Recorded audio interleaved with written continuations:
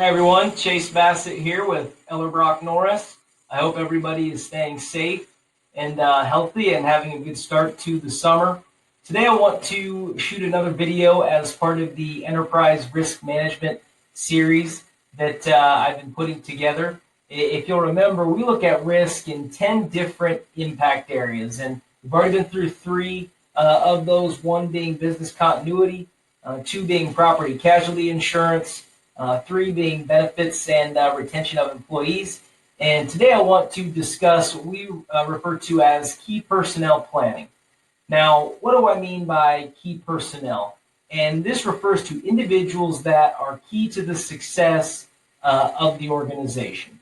Now, whether that's a specific level of expertise, a specific level of knowledge, or just that value that they bring to the organization. And the first aspect of this is what strategies do we have in place to retain those employees long term, keep them happy, and make sure they want to stay with our company long term. And to do that, the first important piece is figuring out what's important to those key employees and figuring out why they do work here and what they value in their current role. The second is communication, and communicating the value that they bring to the organization on a consistent and ongoing basis.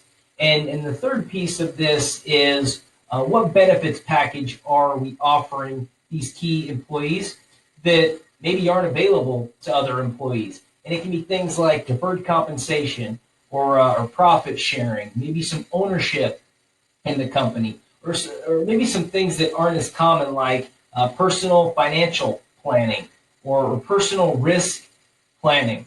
It can be many different things, and whatever those things are, it's important to communicate to them the total value of all of those benefits that you are providing to that employee, and again, consistently communicate it on an ongoing basis. And the other aspect of this is what contingency plan do we have in place if these employees just aren't able to show up to work tomorrow? Now, I was referring to the unplanned event, but it also can be for the planned event. Now, for the unplanned event, one aspect to manage this risk is key employee life insurance. And this helps from a financial standpoint to replace some of that revenue that key employee helps generate.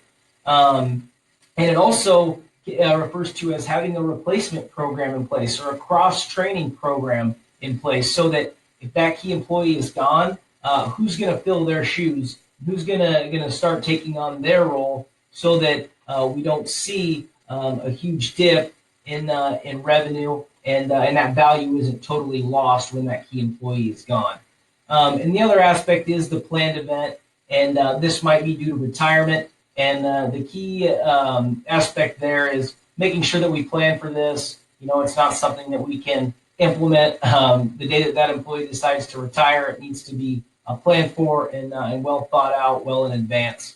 So those are some things to think about. If you have any questions, please reach out. We're more than happy to have a conversation with you and answer any questions or thoughts that do come across your mind. So again, we're here to help. We want to help, and have a great day. Thanks.